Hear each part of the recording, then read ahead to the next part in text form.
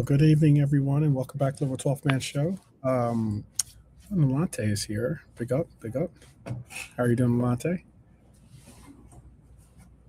Oh, he's on mute right now, but I'm sure he'll join us in a second. How you doing, bro? Okay, good. How are you? Wait a minute. Big up everyone in the chat. Wait a minute. Before we start this, wait a minute. Wait a minute. Yeah, Before we start this, wait a minute. What you wearing there? of Yeah?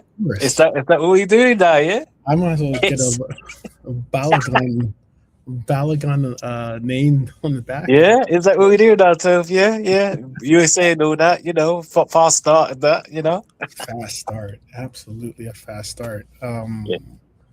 Absolutely, it was unexpected, but it was a great evening for Yeah.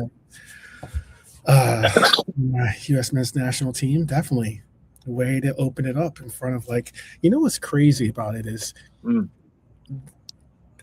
I didn't even recognize it, but until I saw it again. But Katy Perry, I guess, is dating the Prime Minister, Jason Trudeau. I know he's the former Prime Minister, Jason Trudeau. Canada, right? Yeah, Yeah. and he chose to go to the U.S. men's national team game rather than the opening game for Canada. That was weird. That was weird, but maybe maybe the fact that, but then again, well, no, she performed on the opening day, so yeah. Yeah. So there you have it. Mm, But yeah. still, Uh, still, you it know, was a weird one. I was impressed. Big over in chat. I was impressed with your performance, to be honest. I thought what you did. He's got a what's the word? He's got a Premier League way of what. I mean, I know it's one game, of course, but Mhm. he's got a Premier League way of the players playing in terms of the pressing and the movement. I like the balance. I was surprised to see Dest as a right winger, but he done well, to be fair. Yeah.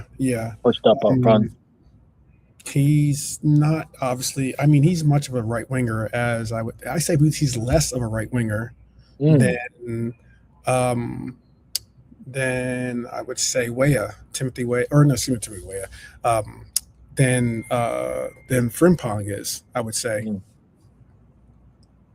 Yeah, 'Cause but very good, very effective, very fluid. I I thought, like what would you use Sergino Dest on Liverpool if you had the opportunity to as a bring him in right back. as a right back? I made that suggestion before, like right when he was going to Barcelona, and Yeah, then yeah, when he had the injury, and Barcelona was going to be moving on from him. I was like, maybe this is a good opportunity to pick up on the player as long as he bounces back, of course. yeah. I'll say like this, 12. I'll say that he wouldn't be my top three in terms of who I want to get, but if Who we are your were top to three then? Who are your top three? You can't say that and then not give us your top three.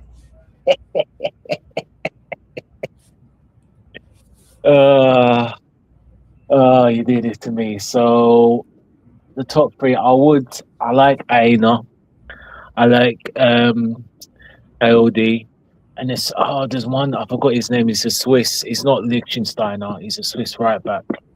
Hmm. Forgot his name. I'll come back to you. I'll come back to you on that. But This yeah, player. Interesting. yeah. So I can't remember his name. Yeah, I've seen him. He's quite decent. And I tell you, who I like as well, Moniel as well. He plays in the Spanish league as well. Okay. But he's the Argentina right back. He'll play for the RGs. He's in the squad. But yeah. Mhm. But again, if Des were to come, I wouldn't be like, Mhm. then, opposed to it, just that free. But the guy that I think we should be really targeting, but we won't, and we've been talking about him for the last year and a half, is your guy, Jedi.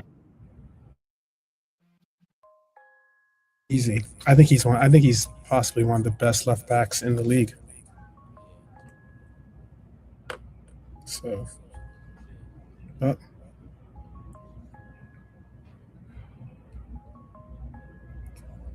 you still there? Yeah, sorry, still there. Yeah, sorry, still Okay. there. 2 seconds. Something's. I got.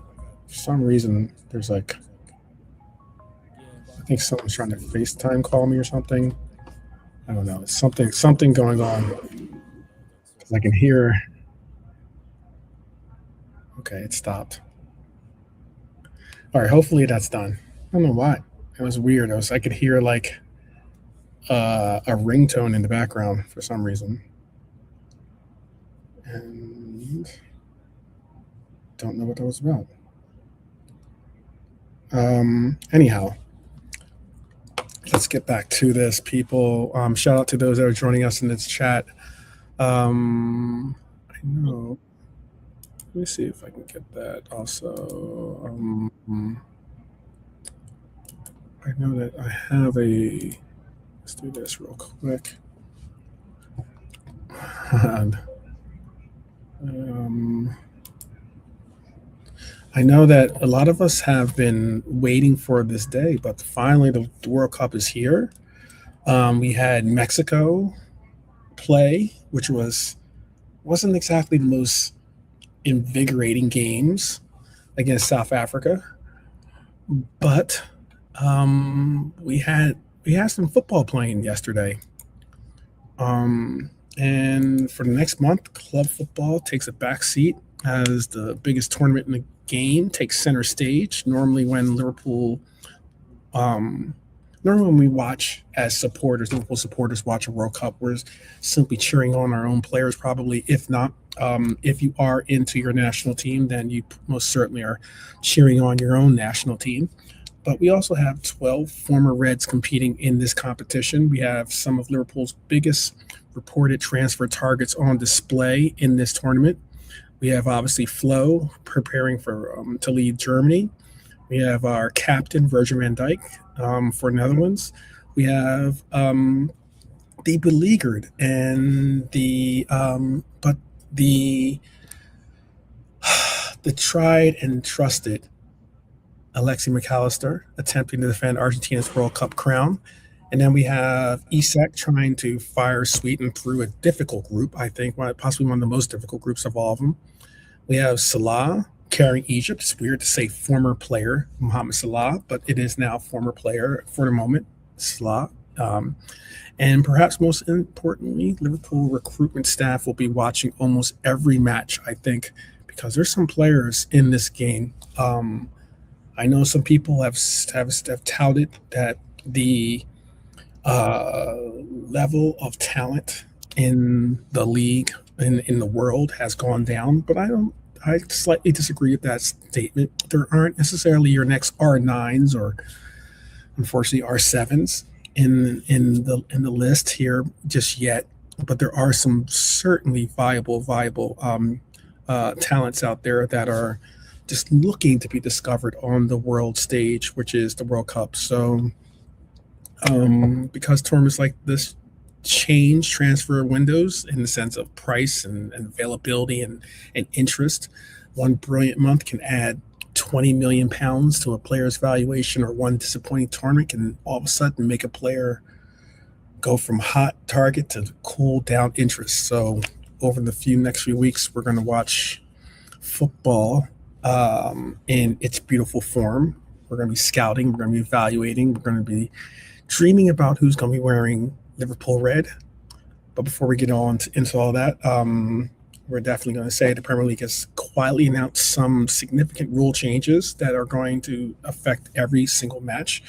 Some that I noticed, or some that aren't in the Premier League but are being used in the World Cup right now, that I kind of wish were in the Premier League, because some are long overdue. I think some are going to be controversial, but we're going to get all into that. So, still, Monte.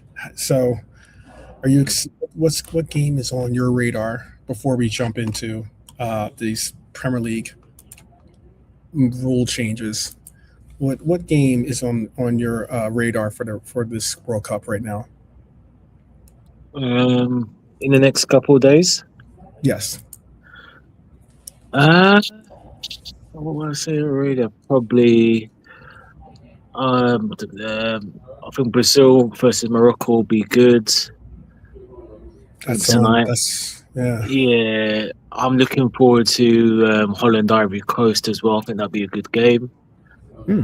Dutch and of course the most important thing, I'm looking to us that we need to start with 3 points against Panama. So Ghana against Panama. So yeah, those are in my I like how you said us, yeah. not meaning England. But I get what you're saying. No. Yeah. I get you. Yeah, I get you. yeah. So I don't know if you took notice, but the Premier League has changed some rules coming up for the season. They officially confirmed several new rule changes for this new year. Normally, when football announces rule changes, some of us roll our eyes because some of them are saying how, we want to be the purist, or you're taking away from the spirit of the game, or maybe you're helping it.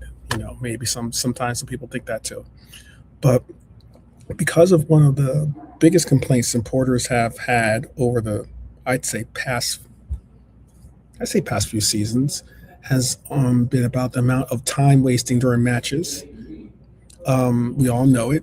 We all saw a team last season be rewarded, I think, for it, in the sense of Arsenal winning the title, and they were one of the lowest ball in play, type teams in the league. But now, whether it's players taking forever with throw-ins, or substitutions becoming walking competitions, or maybe like the medical treatment lasting longer than normal, it breaks up momentum. It takes away from the flow of the game. And for teams like, our Liverpool Reds, that can be frustrating because we're a team of intensity and team of like pace and rhythm. And, when you do have take that out of the game, it really impacts a team. It's a tactic that teams use. And that's an unfortunate tactic that I think shouldn't be a part of the game because it takes away from the spirit of the game, in my opinion, at least. Yeah. So I guess like there's going to be a big difference now, because now the first change that people are going to see is players receiving treatment. Previously, if a player was on the pitch and he needed treatment, he would have to go off the pitch for like 30 seconds, I believe it was, right? Yeah. And now it's going to be a full minute that you have to stay off the pitch. That's a big difference. It doesn't sound like much, but it is. A lot can happen in a minute. A lot. So that's a big change. I'm trying to think of what else was. I'm trying to do it off the top of my head. I'm sorry, but yeah, sometimes the incidents last, less than the stoppage itself, and the whole nine. But clubs will think twice about asking for treatment unless it's generally necessary, and I think that's important and maybe dangerous at the same time, because now you might have players being like, I don't want to impact my team. Very similar to Wataru Endo, for instance. If he'd asked to come off the pitch, he would have been he would have received treatment, but he wouldn't have been able to come back on if he was capable of it. And that makes a difference. I know that we had the situation, for instance, with Ibu last year, where Ibu had a head injury with the Crystal Palace player, I think it was. Yeah. And Ibu got sent off, but yet the Crystal Palace player played on. Was it the Crystal Palace or Everton? It was one of the two. But the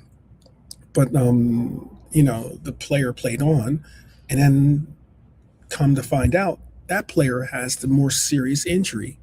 He has the more serious head injury, but yet he wanted to play on because he wanted to give his team a tactical advantage. It was Palace. Okay, yeah, I think it was, because I thought it was like Mateta or something like that.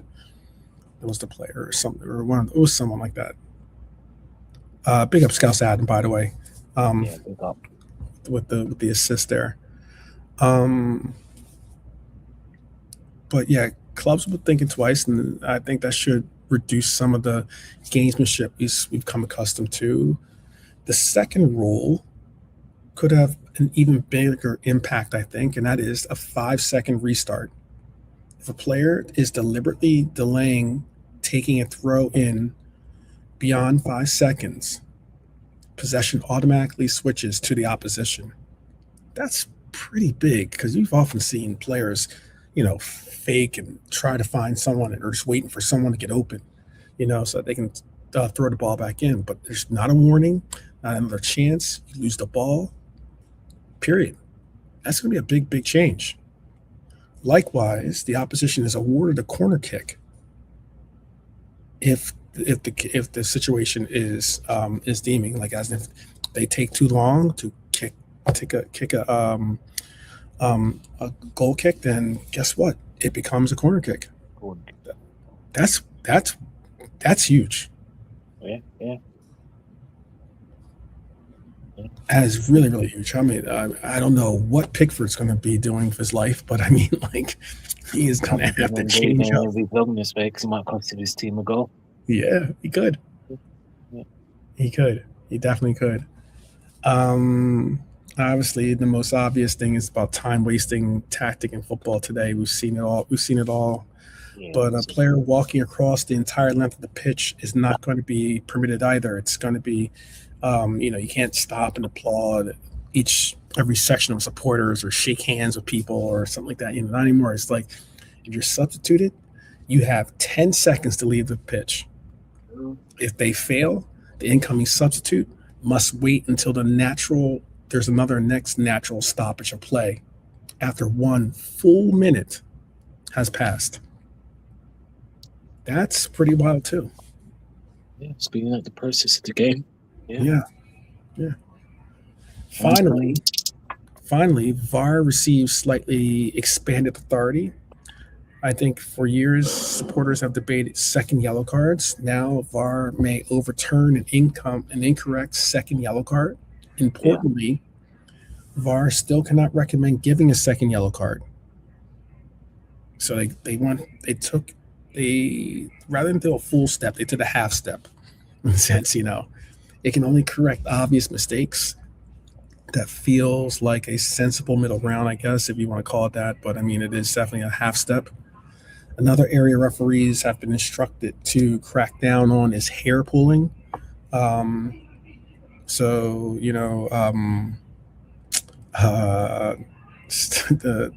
situation that happened with Chelsea's player, the fullback. Why I'm going blank on his name. The fullback is long hair. Cucurella. Yeah, Cucurella. Yeah. He's probably applauding that one.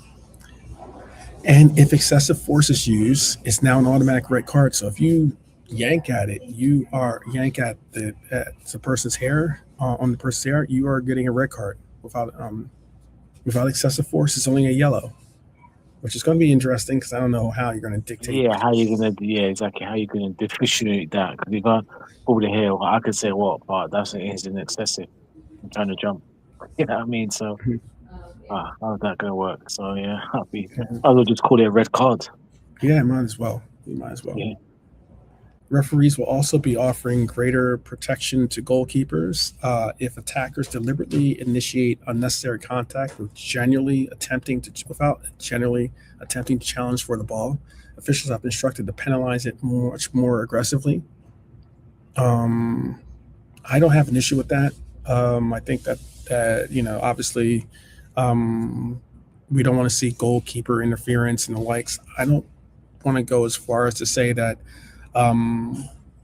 goalkeepers do take liberties themselves, though. Let's keep it 100. So the key word will be consistency in this approach to administering the rules.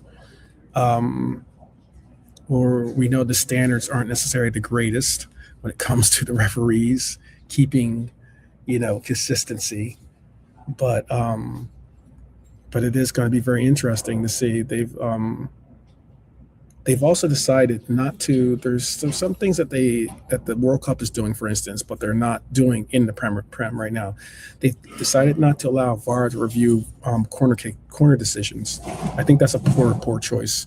If there's anything I've been calling about all season, it's that right there. I get that you want to speed up the game. You've just taken procedures to make it much faster. It doesn't take that long for VAR to decide on, who, especially with all the technology that's out there today, to be able to say and assist on obvious calls, not every call, just obvious calls. And it makes a big difference because whether you get a corner or a goal kick, it can make the difference in you scoring a goal or not scoring a goal.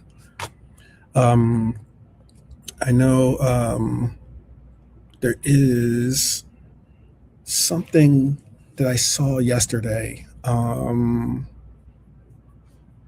What's his name too? He's like, now that he doesn't play for Newcastle, he plays in the MLS now. He was plays for Paraguay. He plays wing for them. Amaron. Yes. Yo, that guy is he is so bad. He is. It's fitting that he plays for played for Newcastle, because he takes his approach to the game is so much like so much like Gordon's, or to his former teammate Gordon's on the other side of the pitch. Oh my goodness! Yesterday, I'll give this description of what happened at least. And shout out to Alexander too, by the way. I saw you just chime in. Yesterday,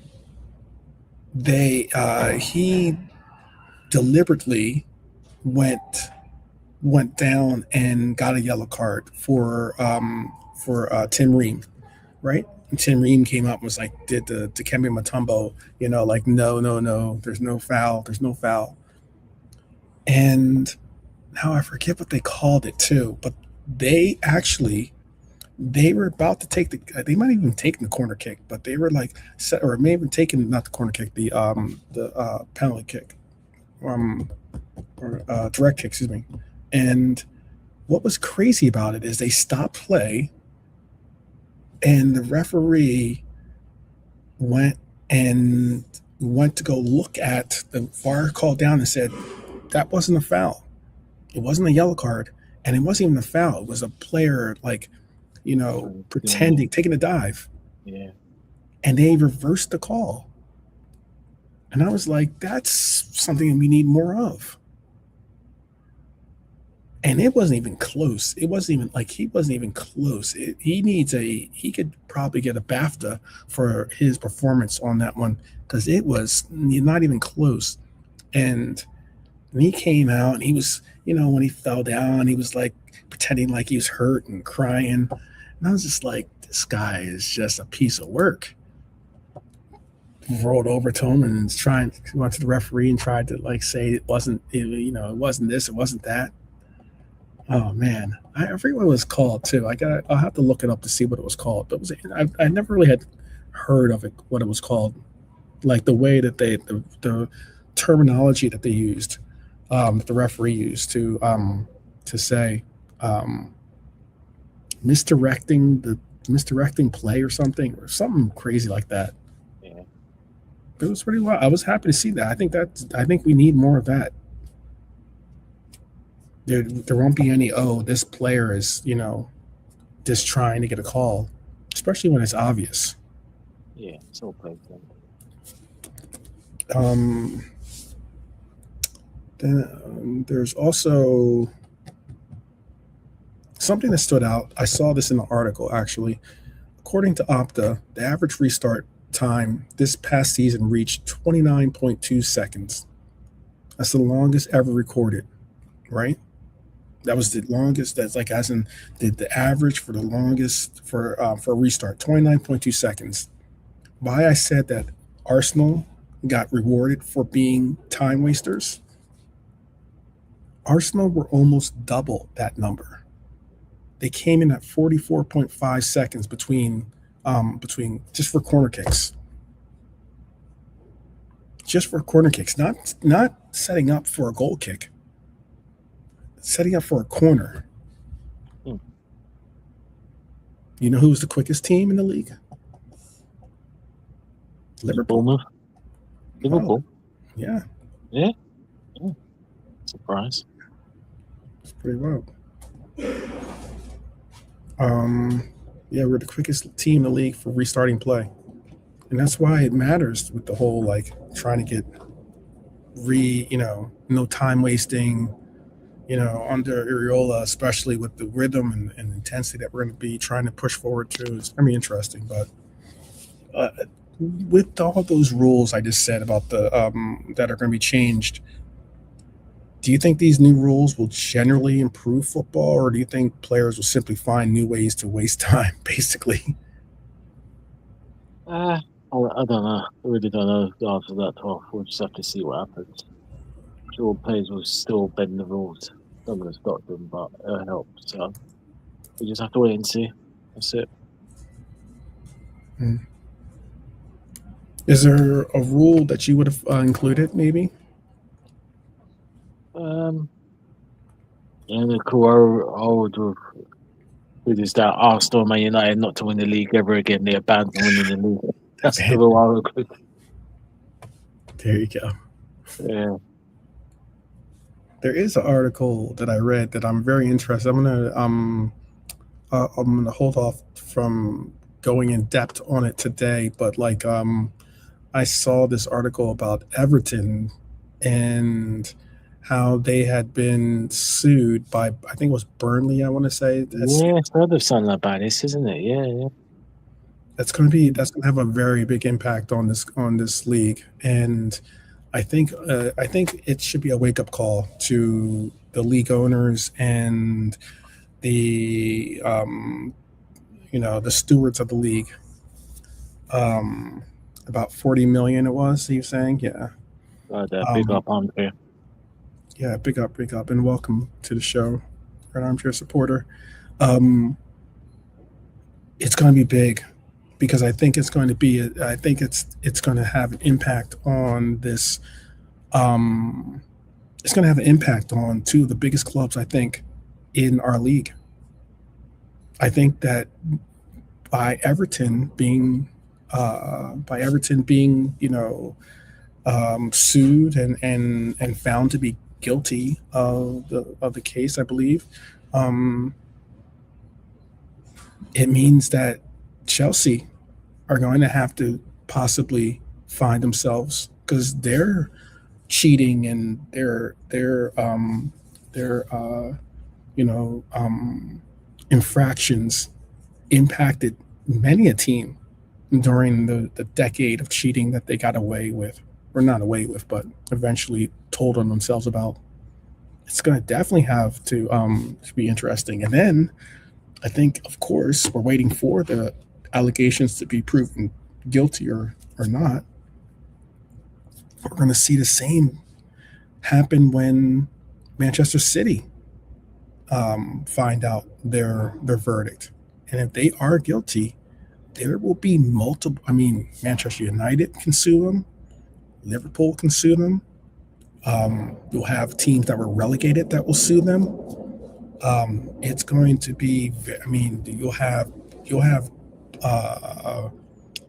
teams that played them in the League Cup, for instance, that'll sue them. FA Cup, you can sue them if they are found guilty of the allegations, of course. And why I say that is because they played in a matchup that impacted them or that team that lost, from having an automatic bid into a European competition. And if they were cheating during those alleged times, then they most likely will have to pay the costs, because they impacted another team from being able to get an automatic bid. Oh, big up, much respect, always to one of our Red Queens in the house. Big up, Jean Gray in the house. Big up, Queenie. Big up, Jean. Hope you're warm. Hope you're good, Jean. Yeah, but we'll get deeper into that. I did start to write. I was starting to write an article or a segment on that, but I ended up wanting to get a little bit more information, because I don't want Manchester City lawyers, much less Chelsea's lawyers, coming after me, by saying anything that's wrong. So, but all right, let's rock and roll into this second segment here. That's the And what it is that there are 7 Liverpool transfer targets that are playing in this World Cup. This is all, most of these segments all are related to the World Cup. And one of the best things about the World Cup is that every 4 years, football supporters, obviously, so, we become scouts now as we watch this World Cup because we see players play well for their national team. And all of a sudden we're like, oh, yeah, for instance, Rodriguez, for instance, possibly one of the biggest. I would say he was one of the biggest rewarders, or someone that got the biggest reward from his World Cup play was probably Jaime Ramirez or Jamie Ramirez or Rodriguez. Excuse me, said Ramirez. Rodriguez from Colombia. James Rodriguez, if you want to just get down to be this pronunciating easy. So, what is this? I keep hearing this noise in the background. And maybe it's my phone. Let me double check and make sure it's off. So, is there someone you would think is like benefited from being in the World Cup and they ended up not necessarily panning out in your mind or your history, your memory of the World Cup play, Monte? Oh, Monte's on mute. So maybe it's his phone that is making that noise. Maybe that was what I'm hearing.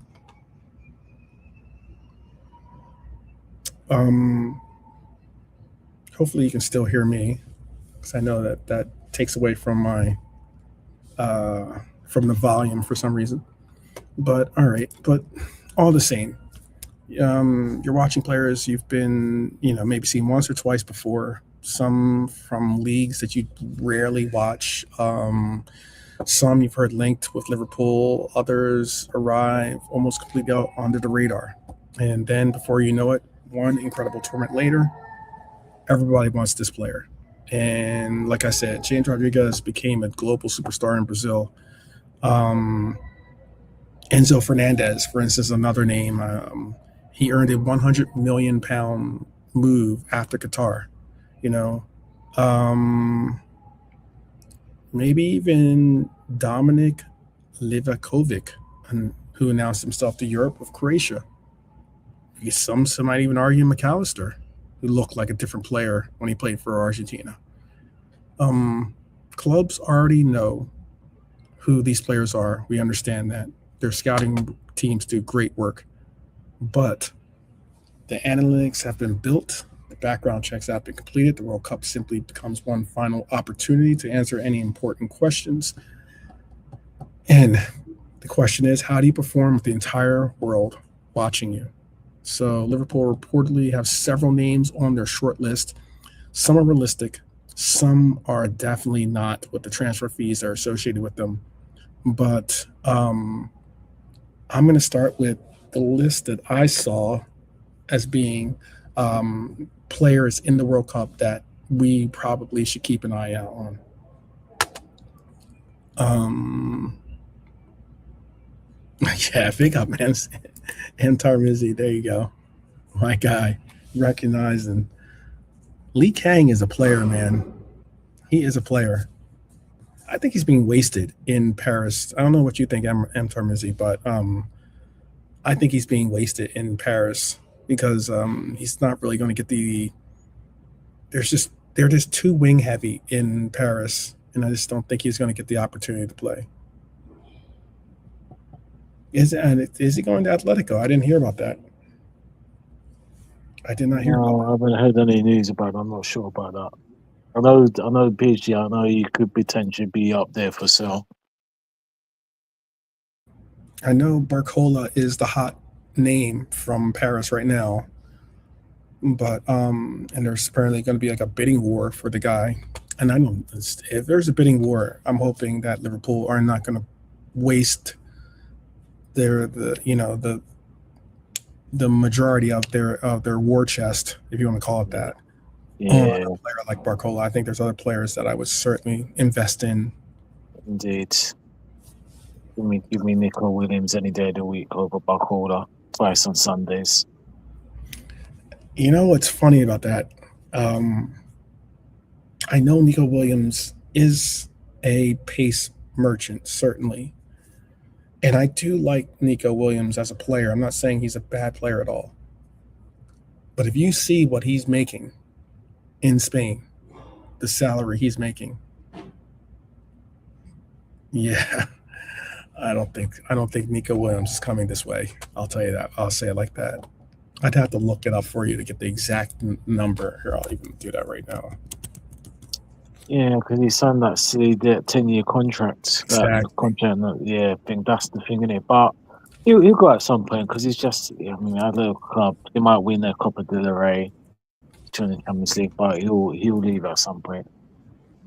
But yeah, he's the star man. He's clearly the star man of that team. He's making 400,000 euros a week. Crazy. That's pretty wild. Yeah, he leaves. He's got to take a pay cut. Do you think he's on a 10-year? He signed a 10-year deal, 400,000 euros a week. Because I know that, huh? No, just more talking watching the Qatar Switzerland game as well. Oh, yeah. Because I know I was on a show and I saw K-Mac in the chat, and he was challenging me on something I'd said on the panel, and when I was talking about wingers, it's because I brought up Matoma as a winger, and I like Matoma. I know everyone knows I like Asian players. I keep my eye on the Asian market when it comes to some of these players. That's why I know about Lee Kang.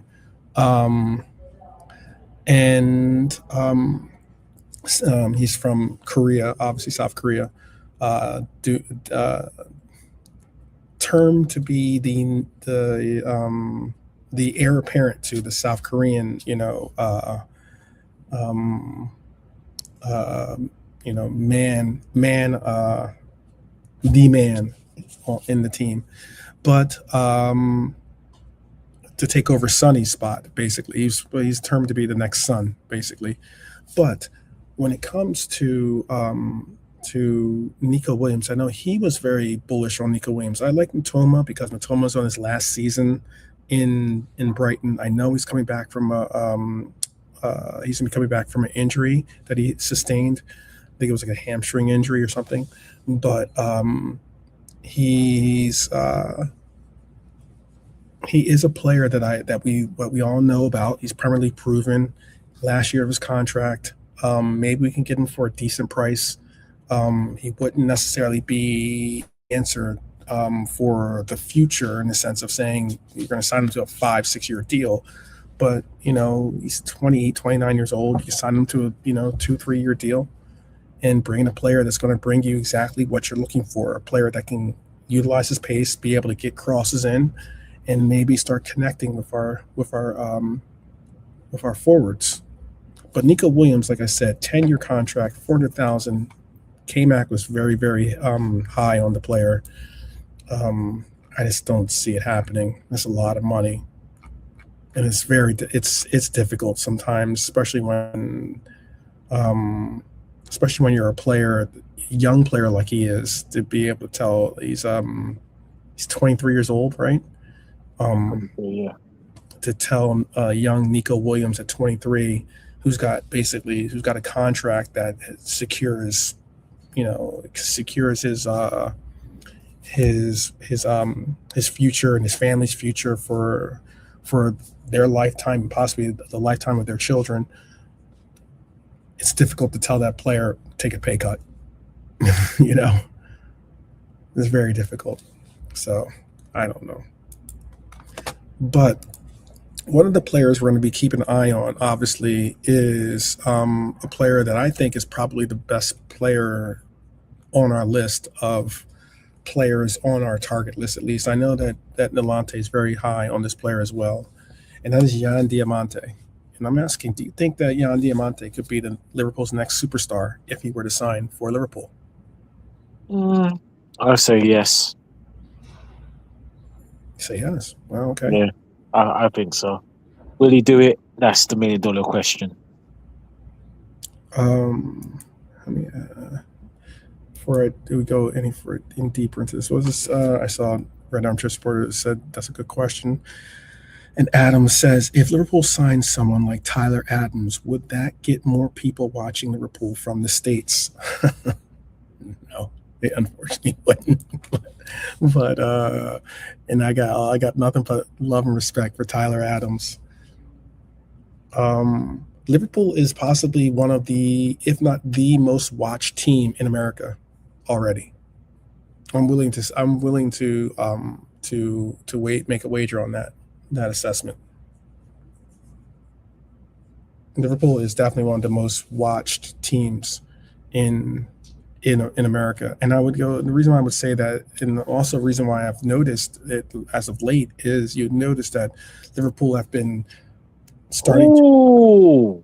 Okay. Oh no. Sorry. Yeah, Sorry. Qatar scored in the last minute against Switzerland. Oh wow. Yeah, that's poor. Switzerland had about 20 shots, 10 on target. Wow. Yeah. Wow, that's poor. Hey. And I didn't know they're managed by Lokotoki. Yeah. Yeah. Yeah, it was Gene. Big up, Gene. Yeah, I think Gene's watching it, yeah. Oh, that's a shock. Oh, you know what, too? I think I have. Oh, no, that's for something else. I have some graphics that I have ready for us. But, yeah, I just think with Diamande, the reason why I'm very happy to hear that we've apparently submitted a bid for him. Now, albeit I don't think that the bid is at their asking price, but we did submit a bid. At least and hopefully it's at least a starter to the conversation, or maybe it's just intrigue enough that they make the move and the player is enticed enough that he wants to make the move. And that is because Diamande can play on right side and the left side. He's got pace and he's young. I think it's a player that you can invest in, and a player that we could possibly see bring some type of pace and power to this team. It's one of the things I think we're lacking. I mean, he's producing 13 goals, 10 assists, plays with confidence. Like I said, he's explosive. I think he's extremely coachable, high ceiling. I understand the problem is PSG are linked to them. There's some real interest in the player, but would Diamande be your first priority on the list? I'm going to give a whole list of players here, but would Diamande be on your list of top priorities? Yeah, 100%. Yeah. What we need, 100%. Okay. Interesting. Very interesting.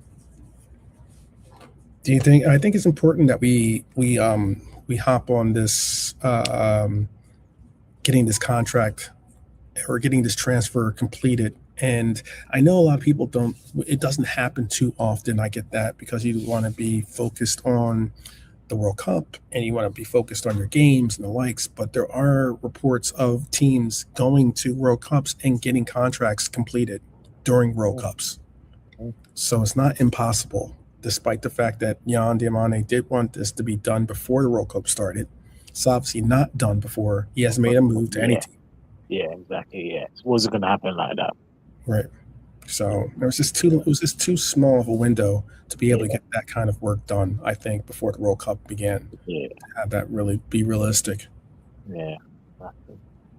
If after the World Cup, though, let's say he has a fantastic World Cup, and Leipzig all of a sudden pushed their 115 million, I think, pound evaluation to 130 million or 140 million, somewhere in there, would you still want Liverpool to pursue him? Or is that price a price Well, where you simply walk away and find a player?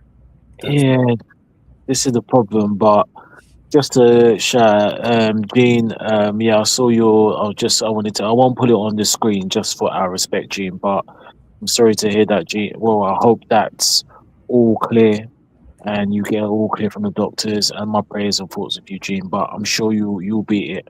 You'll beat it, Gene. So blessings to you, Gene. Oh,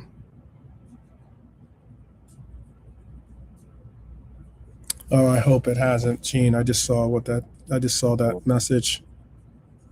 Being someone that has been down that road myself, I certainly hope that it's not. And yes, thoughts and prayers are going out, and that it doesn't come. It hasn't returned. I think you absolutely have the support of everyone here, I'm sure. So,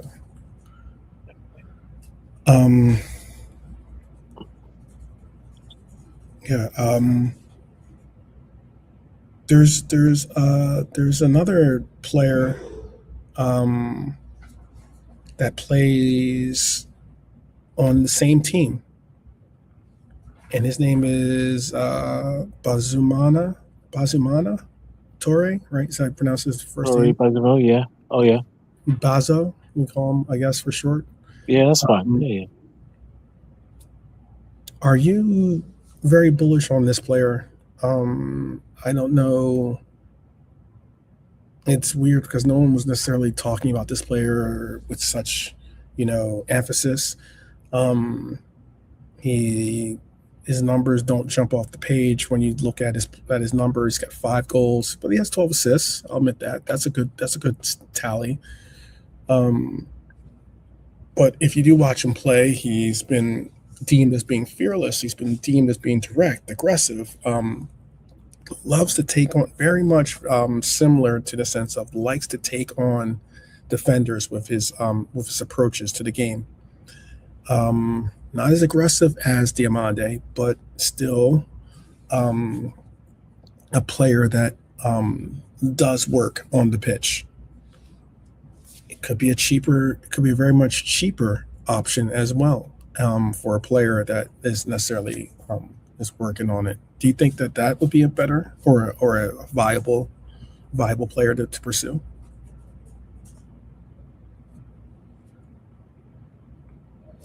Nolate? Bagatore, I've seen little bits of him. He seems good, but I'm not really interested in him, if I'm honest. There's others we can get. So get me Dimi on Monday, get me Jared Bowen, and then whoever else needs to be, depending on Cody's situation. Okay. Yeah, Cody's situation is an interesting one. I've heard stories that it's building in validity that he might want to be pushing for an exit because there's no guarantee that he'll be a starter for this team next season. I think that maybe he's looking for a team that maybe suits his style a little bit more. People were saying it's done. I don't believe it, but I know the reports are done. But if it is true, I'll be very surprised because at the end of the day, he's been battling. He was poor last season. He knows it. Rio, I wouldn't completely push Rio as the starting left winger, but he'll be starting games. It's a chance for him to fight back, I would have thought. And it's just, for me, it's getting your toys at the pram. Your Dutch guy is not there. The guy that your go-to is not there. So you're just kind of just giving up the fight, kind of thing. So I'll be very surprised about this. But let's see. We'll see what happens. So I don't believe it just yet. But let's see. There is a player that is a possible player to put on red, and that is Luis Suarez. And no, I don't mean that Luis Suarez, by the way. I mean, I know when some of you might have heard that name, you might have thought, what? We are not going, because he still does play in Miami, but that's not the Luis Suarez we're looking at. This player plays in Portugal Sporting Lisbon, isn't he? What is he? Brazilian or Portuguese? I believe he's Portuguese. I believe. But he's become one of their most prolific scorers in that league. Yeah, true. 38 goals, 9 assists. Those are some eye-catching numbers. I get it. Some people might make a statement about a certain other player that was scoring on those levels in Portugal, but Liverpool have reportedly set him as a player that they're monitoring. Newcastle are looking at him too. It tells you a lot because Newcastle is certainly looking to improve their scoring options and the likes. I still think that we maybe should make a cheeky offer to Newcastle, to be honest with you. If we weren't going to go and get this certain player that's going to be on a free, I still think we should maybe even make a cheeky offer for Walter Mate, especially since they might be going for a player like Luis Suarez as well. But that's just my opinion. There is a name that really got me interested. Now, this player isn't in the World Cup, okay? But there is a player that I saw that is on our radar, apparently. And it has been reported that Liverpool have eyes for Bastoni, real eyes for Bastoni. Now, everyone knows I'm a fan. I know some people aren't in the chat, or maybe if you're watching this on the replay, some of you aren't necessarily fans of Bastoni. A lot of the Italian players that have come over to the Prem don't necessarily correlate to being successes. However, Bastoni is a unique player in himself in that he has the ability to pass, he has the ability to defend, he has the ability to lead. And I know he isn't necessarily a young chicken, but he is still, I think he's still a talent worthy of really considering. Especially with the exit of Konate. I don't know. Are you, for instance, willing to give up on? Not give up. Excuse me.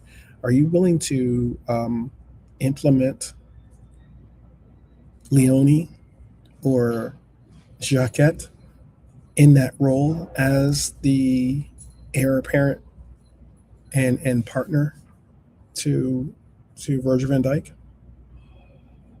No, not this season because Leone's coming back from ACL. I don't know. I don't think he's going to be fit. Is he for pre-season? I'm not sure. Is he going to be? I don't think he will be. Who? Leone. No, he'll be fit because he's already been back in. Oh yeah, that's true. He's training, isn't it? In April. Yeah, that's true. You're right. Okay, so you see, Leone Jacquet again. I don't want him to because there's a lot of pressure to him because VVD is always going to be. I think he's turning 35 by the World Cup. Hold on, let me even check VVD. Hold on. Trying to add age, trying to give him age. Yeah, he's by the time we start preseason, he's going to be 35. Yeah, and I don't want to risk it on Leone, two young players who haven't played in the Premiership, how good they are, and then they're getting used to each other back four. So get a little someone with the experience, though maybe not Prem experience, Bastoni, then yeah. Then you do the VVD Bastoni, and then you rest VVD. You can play a Jacquet or Leone with Bastoni. So yeah, I mean Bastoni, I'm not 100% sure of him, but for experience, he's good because we need someone in between because you know who my guy is, and again, it looks like he's staying because again, there's nothing been heard. But again, we don't know. We don't know. That's the thing. If Joe's fully fit, then fine, but we don't know. So Yeah, I don't think that we want to go all yeah, much love and respect to Joey, but I don't want to yeah, necessarily, you want go. with the protection. Yeah, Yeah, you don't want to go into a season, rolling the dice that Joey's going to be fit and yeah, available to be your number two. Um, Adam makes a good point. He says it could be a good signing to help Leone. Both would be fantastic. That would be fantastic to see. I think Leone is a player too, by the way. I know we've only seen him one game. I get that, but I do think that he is a good player. Iriola would love young, coachable players like Jacquet. I agree with that too. He's done a lot of work. I think this is the same reason why I like Diamande for him. I think that Diamande could be a player that he could basically, take to that next level. I honestly do think he could. And when it comes to defenders, Red Arms supporters, right, he did it with Hassan too. He did. Alisson, yeah, he did to extend. Hoyson, no, Hassan. I said, yeah, Hoyson, Dean Yeah. Hoyson. We just need the in between ages, because you got what 19 and 20, and then 35, and then Joey is 28 going on 20 or going on 29. So I think you need like a 25-year-old, something like that, but just to fill in the gap between that and take the pressure off Jacquet, Leone, however games they've played this season, whatever mistakes they can learn in the Premiership. And then PVD goes next year, with our blessing, or maybe extends. But if he does extend, then he has to be benched. He has to be on the bench. And then we start with, let's just say, if it's Bastoni, be a Leone or Jacquet, or etc. or whatever, however we're going to do it. So yeah, It's a lot of work though. A lot of maybe this, maybe that. It's true, but it's just a risk. Everything's a risk with the defenders this season. That's all. You got PVD. He's going to be 35, and I know an Irishman who's. I remember in Brian's chat, he was saying that we should don't play PVD in the cup games. Play him in every Premier League game. But again, I don't think we need to play PVD in every Premier League game. Do you? I don't think we I don't think we should. Yeah. I don't think we have to. Yeah. I think that, but I think the unfortunate thing about it is we're a team that isn't necessarily a defensive juggernaut, that we have the ability to rest players in our defense like that. We should be able to play against teams that we know we can go up against and give a random start just to allow for a player to get some rest. I know some players though don't like to take time off despite that. I mean, you have your Mohamed Salahs that probably could have used, because he ended up breaking down a little bit last season, but he could have used maybe not playing as much as he normally does, but yet he wants to play every game. Sometimes you gotta say, nah, your bench, I'm resting you for the big games so you got more energy. You don't need to play in a game that's clear. He done in his first season with Southampton, saying games. You didn't need him. You could have just sat there and just chilled, Netflix and chill. You know what I mean? So my thing is like PVD, like you just agreed again, Brian, but I disagree that he doesn't need to play every Premier League game. You need to use the penalty. Obviously, then you got the two youngsters who, again, they haven't played the Premiership. Leone's played one game. He's coming back from a serious injury. Time will tell. They're not going to hit it straight away. They're young. They're going to learn. They're going to make mistakes. And you don't want the pressure of them playing. And if they make 2 or 3 mistakes, then, this and that, we need experience. And the fans will go, we need experience. You got that. And then obviously, like I've just said, believe me, you know me, bro. I've seen Joey live at Charlton.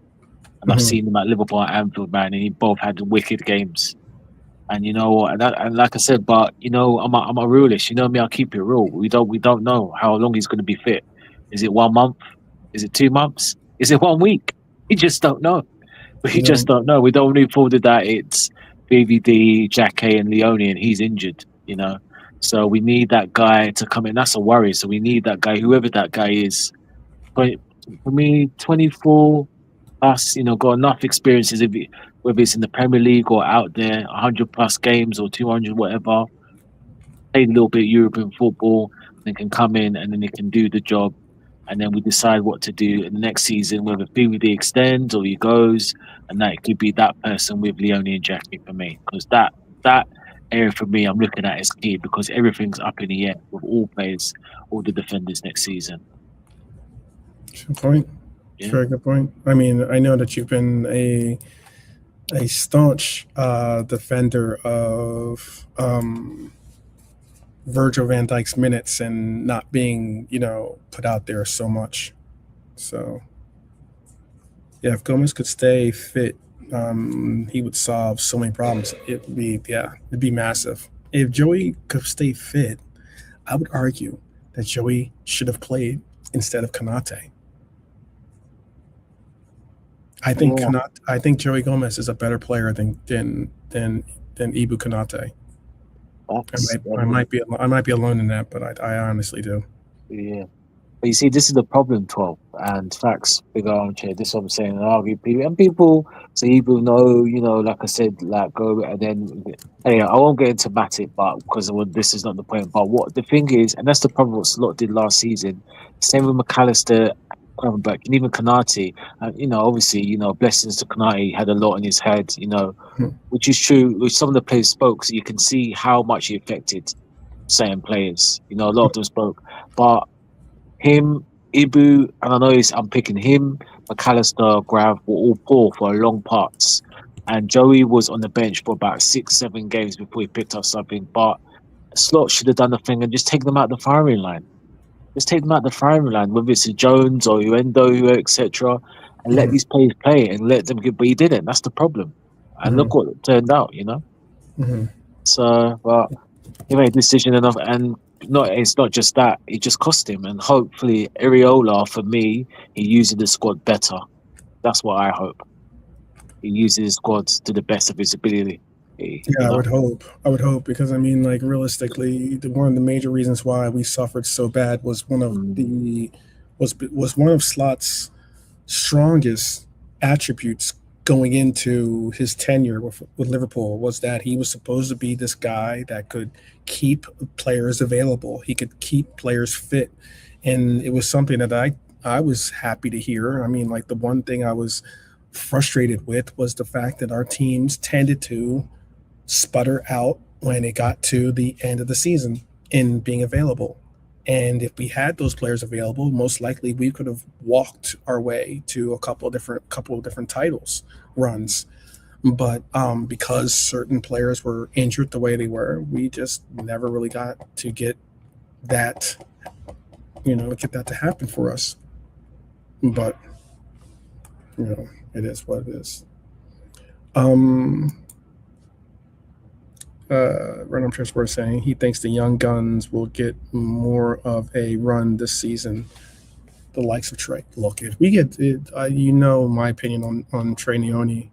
I think the only person that I could possibly justify as giving more of a shout is the guy who just came on camera, for Trey Neone. Okay. Yes, sir. Definitely. He is a player, and unfortunately, we have been neglecting that player, to say the least. So, if we don't go for Bastoni, there's another player playing on the other side of the guy you just spoke of, Virgil van Dijk, and that would be Van de Ven, Mickey Van de Ven. Now, is he fast enough for Areola? Is the question, I guess. Some Liverpool supporters absolutely love him. Some players, some supporters don't at all. I definitely think he is a talent. That's obvious. But we're talking about availability, and he doesn't have the grades of availability lately either, as well, especially since he's a player that relies so heavily on his pace. It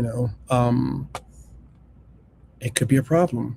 And I'm going to say this out loud, unfortunately, for some that think that it is a unfortunate reality.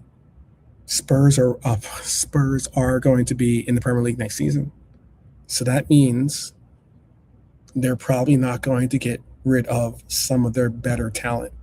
Van de Ven is one of their better talents.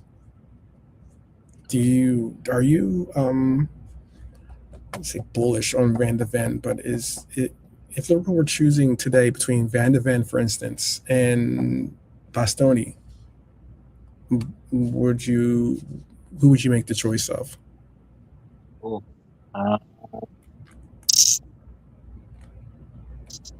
see, Van de Ven is just his hamstring injuries, and sometimes he makes rash tackles, but he's got pace. That's the thing. Tell me about that. We all know too well about the rash tackles. Yeah, tackles, isn't it? Yeah.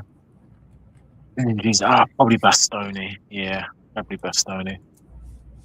But I think if we wanted to plan defend, if we made a bid for him, he'll come, regardless of Tottenham State. He'll come definitely, 100%. He'll leave it. He'll come to us within a heartbeat. Okay. It'll be interesting because I know he's probably got Van de Ven and Van de Ven's got Ibu, Van Dijk and others that would certainly encourage him to make the move. Well, if it's not Van de Ven, there's another Dutch player who plays for Brighton, Van Heck, right? Mm-hmm. He'd be certainly a more affordable and certainly a cheaper option than Van de Ven, possibly maybe less than even Bastoni. Look, the number I'm hearing for Bastoni is it's so low. It's so low that it's one of those things where it's just like, I don't understand why it hasn't happened already. And I'm not an ITK, but I'm just saying the numbers I've read in the journos of being around like something anywhere from 50 to 60 million for Bastoni. That is ridiculous. Absolutely ridiculous. If it's in that ballpark, and it's because despite the fact Inter obviously understand his talent and because he's such a good player and yada yada, it's just sheer fact that a lot of the talent that comes out of Italy can only demand so much of a price tag, considering they're only willing to pay only so much of a price tag for other players. But are you a fan of Van Heck? No, not really. Okay. Would you be disappointed if we went out and got the player? Yeah, not really a big fan, if I'm honest. Don't want him at all. Wow. Okay. It's not bad at all, Richard Porter. Not at all. It's a player that I seriously would. I just think for all these players that we're talking about, I just think that that's the player that makes me the most interested when I hear the name would be a player like Bastoni for 50, 60 million. I'm like, go get him. And the reason why I'm saying that's because you're going to be paying that quote unquote Premier League tax when it comes to some of these other players. So I would definitely move on that if possible. Van Heck is the guys talk about. Obviously, Barcola. Do you think we should get involved in this bidding war for Barcola if it's true that we're contemplating going for Barcola?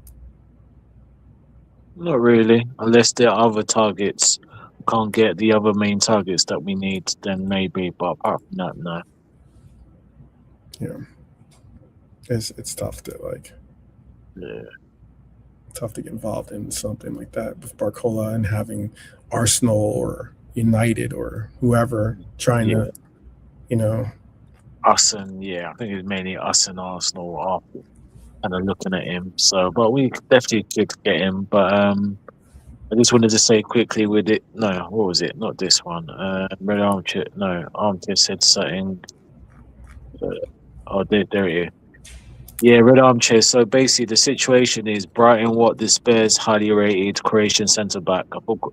It's not called. Is it Vuklovic? Something like that. They want him. He's highly rated. He was in the German team of the season with Yeah, Hamburg. okay. He's 6 plus. I think 6'4", something like that. 6'4". Yeah, so Brighton want to buy him basically, and then if they buy him, then they'll let Van der Heck go to Spurs, which I think is a great deal. Brighton will be laughing. I think it's a great deal for Brighton. If I'm honest, Yeah. it's a no-brainer. Wait, so you're saying that Brighton want to buy Vuskovic, right? Yeah, exactly. And then that domino falls, and then they'll be willing to get rid of Van Heck. Yeah, I'm gonna then keep Van it 100. I'd rather have Vuskovic than Van Heck. Yeah, exactly. Yeah, that's what I'm saying. It's a win for Brighton. So like, yeah, mate. There's no way I wouldn't go for that. Yeah. Everyone, that player is a player. I brought him up a couple weeks ago, or not weeks ago, maybe even a couple months ago. We spoke about him. Yeah.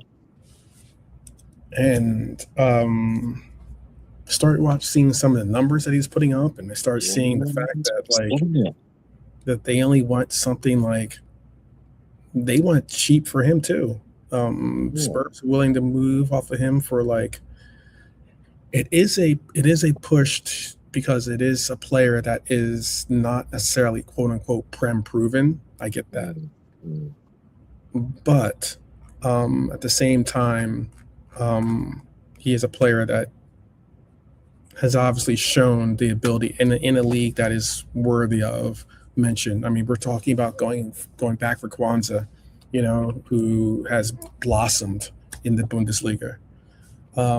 This player is playing in the same confines. So, yeah, I would definitely. I'd rather see us bringing Vuskovic. I know that's a lot of young talent, but I mean, like, I think that's just the perfect beauty of it all is that you could have a center half core of Jacquet, of Leone, of Vuskovic. You could utilize the fact of having VVD, and if we were to get Bastoni, sure, and being able to take that core 3 young players and being able to properly rotate VVD and even properly rotate Bastoni as well, so that you can have a fluent and a very measured and nurtured center half core with your young talent to take over which could be a year to 2 years from now, and they'd beat the man. I think that'd be the way I'd go. But if Van de Heck, I said you don't want to get into a bidding war for Barcola. Trying to think of who else I had on my list here. Barcola. There was some other players. There's Van de Ven, Suarez. I think there might be 7 of them. Yeah, Barcola. Oh, Somerville. Somerville's the other player. He's another player that I think is possibly the forgotten option. I think he is a promising player. Create separation, attacks defenders. I know that JK is very high on this player. Do you think Liverpool would be smart to go after Somerville and make them their man? Somerville? No. No? No, not for me. No. Good player, but no. And why not? Explain to me why it's a solid. I mean, it's a distinct no for you. Because it got a better play in Bowen. Okay. All right. Even at that age? At 29, yeah. Bowen, yeah. Bowen's comparatively speaking to Somerville's age. Well, yeah, you can say that, but Bowen's still got more years to go. He's still good. He's not injury prone. Plus, he can play anywhere across the front 3 and do a good job. Okay. For me. Okay. That's I wasn't expecting that, to tell you the truth. Yeah. Wasn't expecting that. I thought that maybe you'd like Somerville. No, he's just not good. He's just too inconsistent. Not enough goal threat as well. Cody's got more of a goal threat than him. Okay.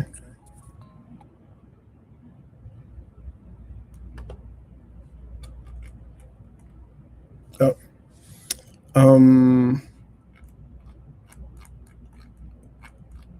I think it is. Okay. It might be. I think it is Nalante's phone. Nalante's getting hit up like crazy right now.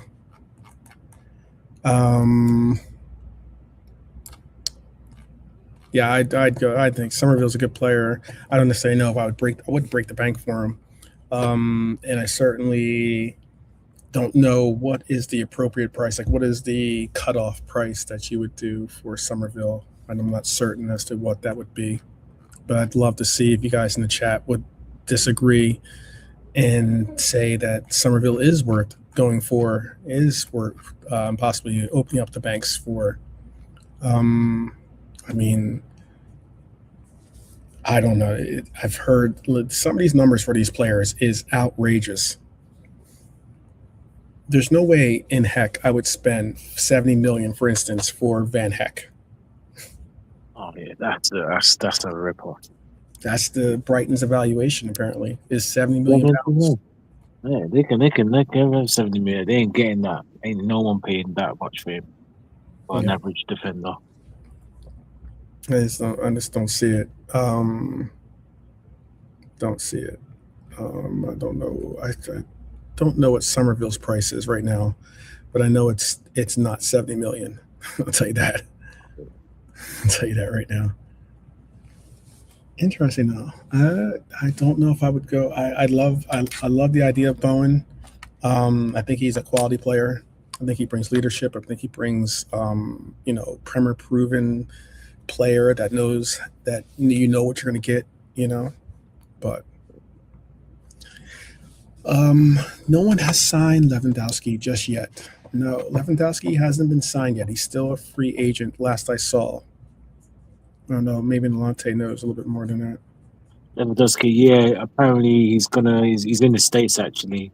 He could be signing for is it Chicago Fire? Yeah, okay. He's looking that way. Yeah, so he's going to be in the MLS. I think that's a better move for him, to be honest with you. Yeah. He's still, obviously an incredibly gifted and talented player in general. But I mean, a move to the MLS where you could possibly, extend your career for a couple of years at a high and still play at a high level. Yeah, it's a good move. I think he'll be able to play up till 40. And for him, it'd be a fantastic move, primarily because Chicago actually has one of the highest Polish populations in America. Easy. Oh, okay. Remotely. So no wonder he's going that way. Okay. Yeah. Chicago and yeah, he would be he's already a superstar. I'm not saying he's not a superstar, but he'd be a recognizable superstar in football, considering that most players that come to America, unless you're obviously Ronaldo or something or David Beckham, you could be able to go on the streets of whatever city that you're a part of and not get recognized, but there'd be a couple of places that he would get free dinners, I'm sure, quite often. All right, let's move in because I know I've already taken way too much time on that one segment. And there's other segments I want to get to. I want to get to this segment, and I want to be able to get you guys out and ready for the Brazil game if you're going to watch it. I know I want to watch it. I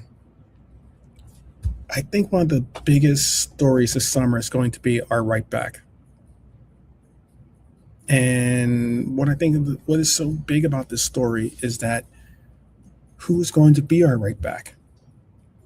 And I think even more so, I'd even get deeper into this dive by saying One of the biggest stories is probably going to be Conor Bradley.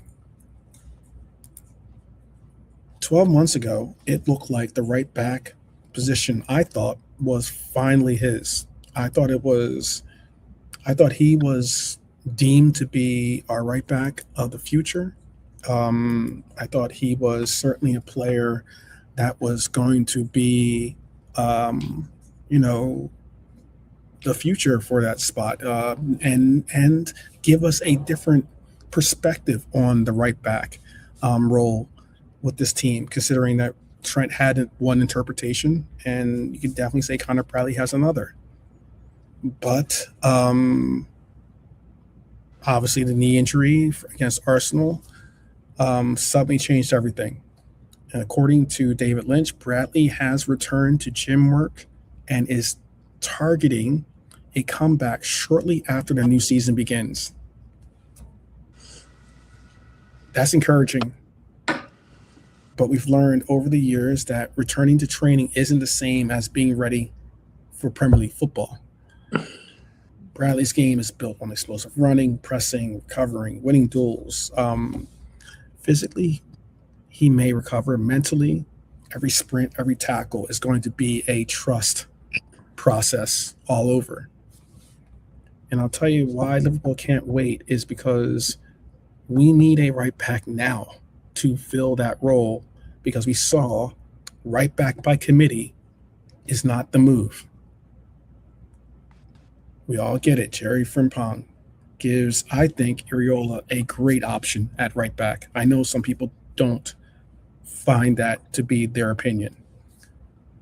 And he's not a traditional right back, but he's someone who can play almost anywhere on the right side, and that's what we need. Not because we're losing faith in Bradley, but because we need to stop gambling on our right back.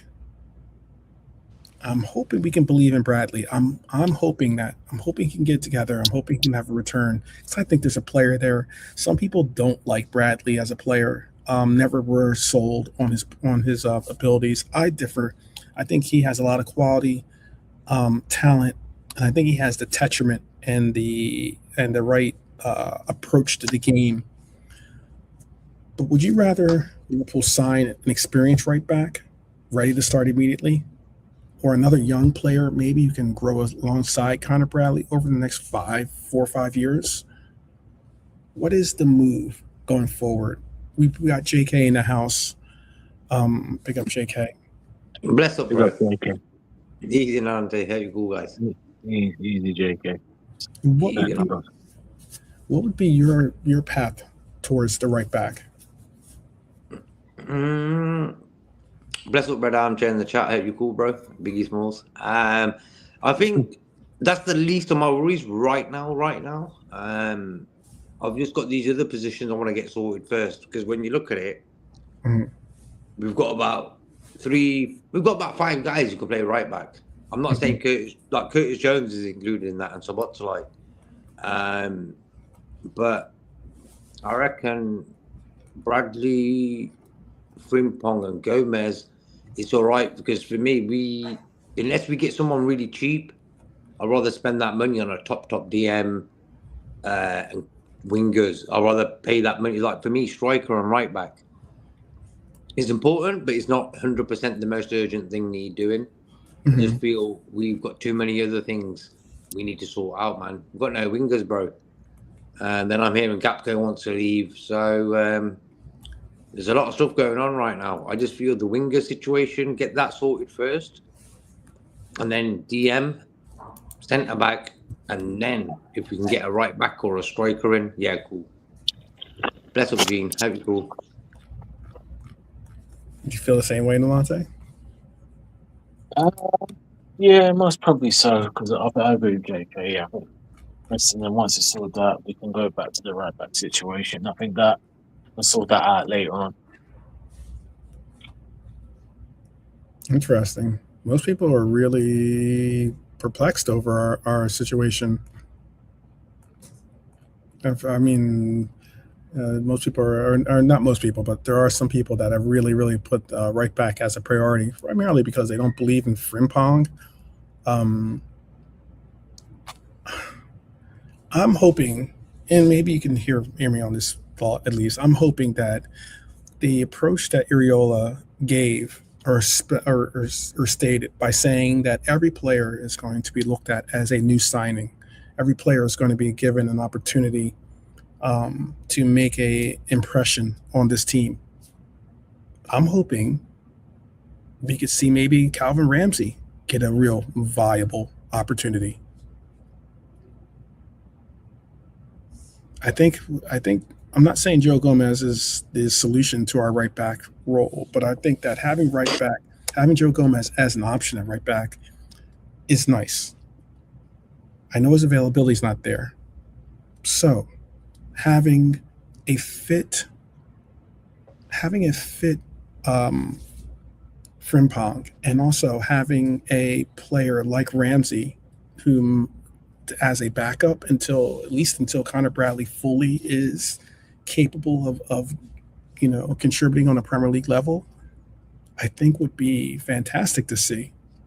Because I don't think I know you gave a list of some of the right backs you believe in, Alante. Are there some right backs out there that you believe in, JK?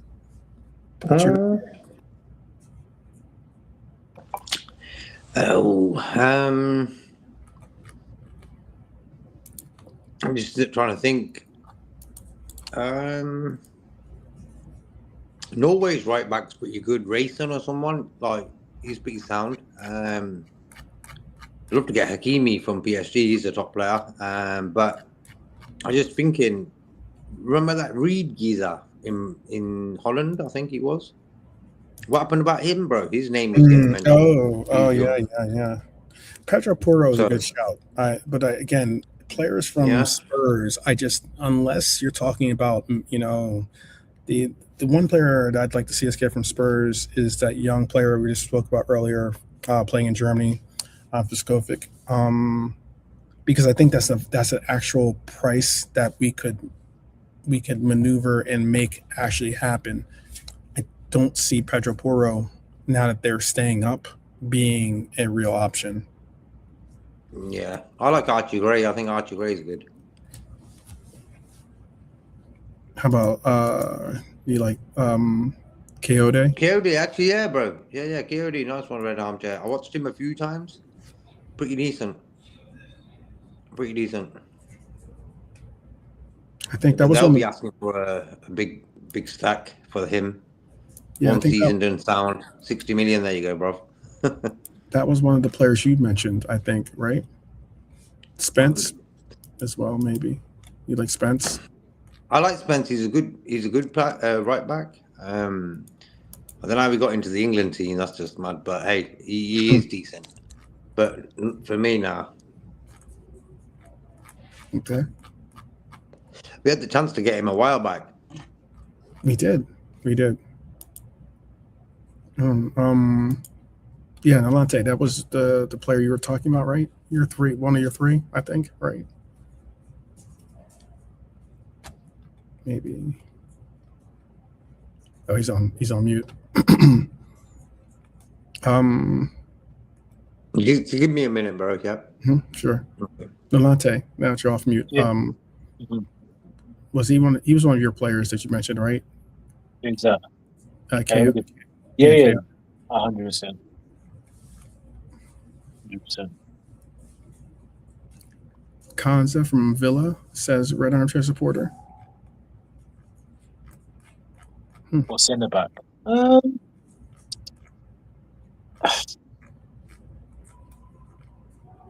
Maybe. I'm not sure about Quanta, to be honest. Okay. Livramento, is it? Oh, yeah, that's a good one from Scouse. Livramento, I like him. That he'll be good. Livramento, but again, a few niggles this season. Yeah.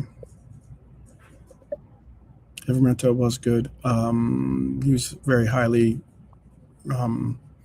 rated player before he even, made the Newcastle move. But who's their left back again? The left back for Newcastle. Oh, Lewis Hall. Lewis Hall. I think I would go for Lewis Hall more. I would look for Lewis Hall before I'd go for Livramento if I was going to go for a fullback from Newcastle. Yeah, that means Kirkus will be in trouble then, because Hull's quite good. Do you think Kirk? I mean, like, I don't think that Kirk should feel like, it was Simicast as his backup. I'm sure he feels as though he should, start every game. I want him to actually continue to work and evolve into an even better player. I need him to go to another level next season. That's why I like Jedi. Oh, if he got Jedi, man, I'd be very, very, He's obviously he's at his peak now. 27, 20, 27, 28 now. So that makes sense, man. Him, he'll push Kirkers and then he can start. That left hand will be locked up. Yeah, I just don't think that they're going to make a move for a 27, 28-year-old. Or maybe, who knows? Because, I mean, how old is Dumfries? Dumfries is like about that age, isn't he? 29. No, is he 30 now? He's like 30. Old. Yeah. So, I mean, like, if you're considering Dumfries, I don't see why you wouldn't consider it. Yeah, that's good, man. Yeah, man, you can play for good boys and then they can rest each other and they can battle each other like Diaz, Cody, gap post situation, Diaz is a little bit older than Cody. It works, man. They'll push each other. Yeah. I mean, there's names like Marco Palestra. About that, yeah. I do just like he said. Reed was the name I had on my list. There's a guy, Oscar Mingenza. Yeah, Mingenza. Yeah. And then obviously Archie Gray could be a name that you bring out as well. It's very interesting to see what player we make a move for, considering that I think that there's been I'll probably bring it up next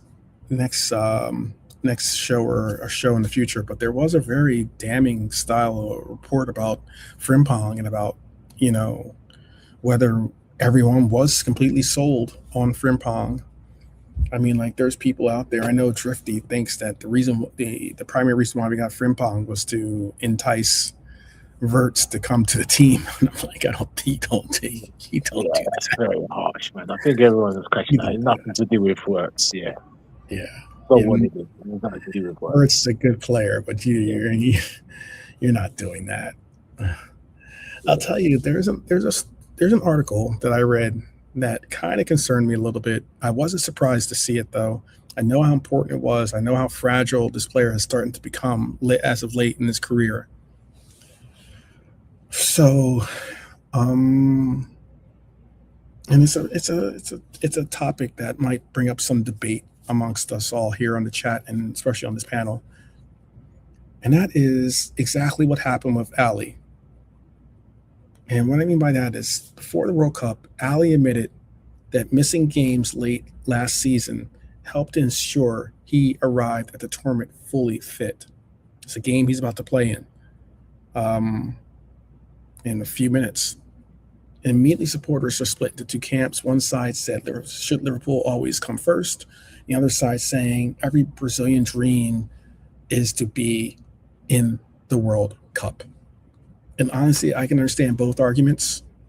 I understand it because I'm a fan of Brazil. It's one of the few teams that outside of my own that I actually do follow and appreciate, maybe other than Colombia, right?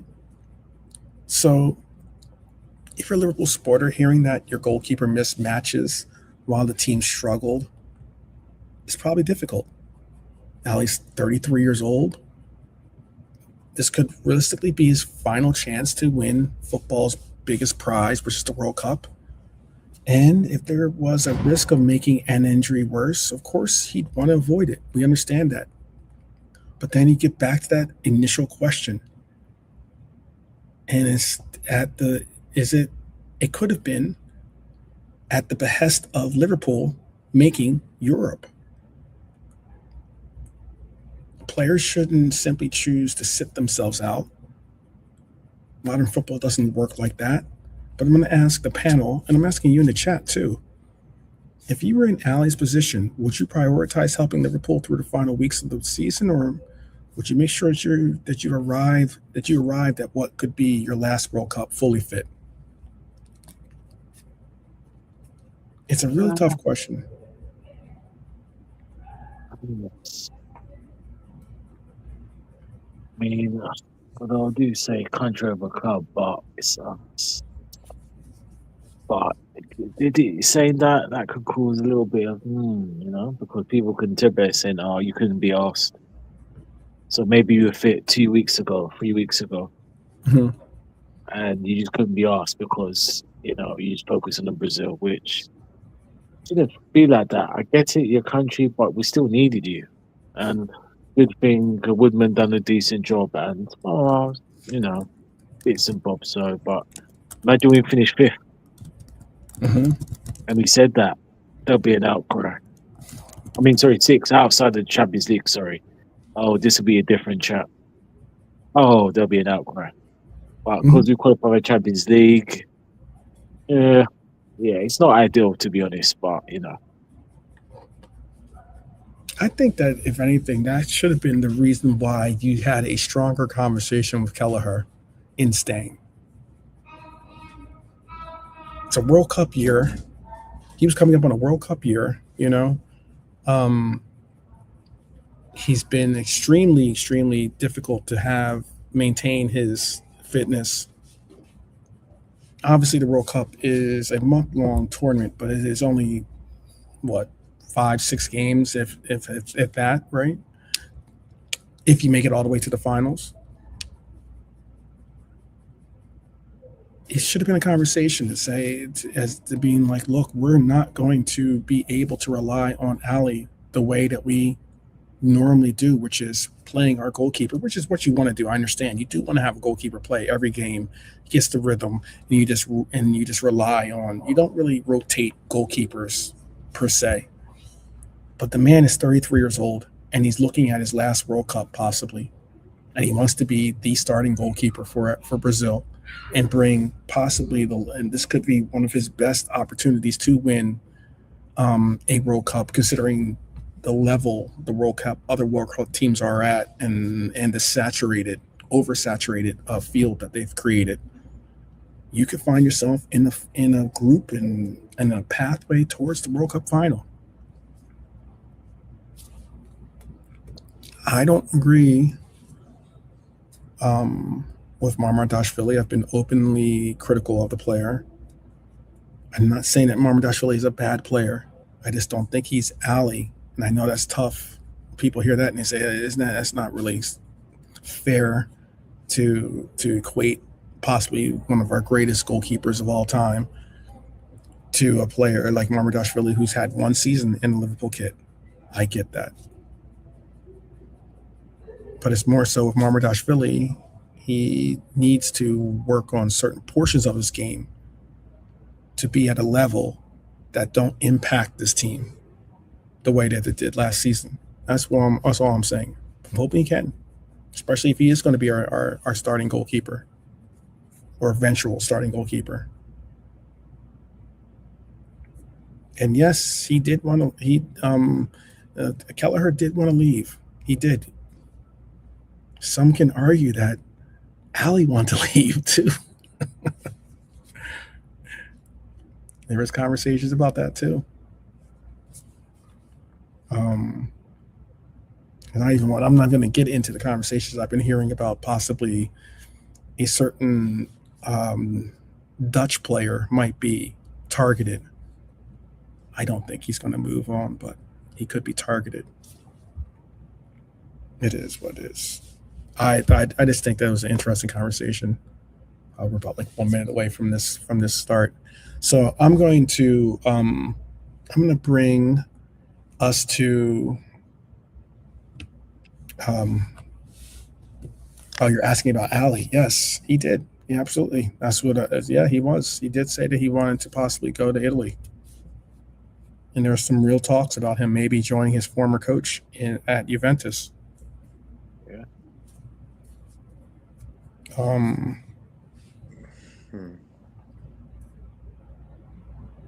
But what I was going to say is since Ali is about to be starting in a few minutes, if not a minute or two, I'm going to get to this moment of Reds Zen. I'm just going to get to this moment of Reds Zen. Excuse me. First off, I'd like to wish a happy birthday to Alan Hansen. Yeah, nice. Mm-hmm. Possibly we're talking about like defenders. He's possibly one of the greatest defenders to ever lace up the boots for Liverpool. Mm-hmm. Absolutely a great player, just a great individual. And I'm glad to see that he's made it back from his health scare as well. He had a health scare earlier this year. But I'd like to take a moment to recognize also someone who won't be taking part in this World Cup. And it's a player that I really appreciate, a player I love to talk about, and that is Wataru Endo. Japan have confirmed Endo would miss the tournament through injury. It quietly marked the end of an international career for a player built on dedication rather than headlines. For more than a decade, he represented Japan with humility, discipline, leadership. He captained his team, his country. He earned the respect of teammates, opponents alike. And when he arrived at Liverpool, not everyone was on board with him being a Red, but there were many of us that grew to understand and appreciate this player and the sheer brilliance that he has in giving heart and determination, because he shares so many Liverpool qualities. Endo was never the loudest player. He's never chased the spotlight. He's never been that guy that is going to be a problem.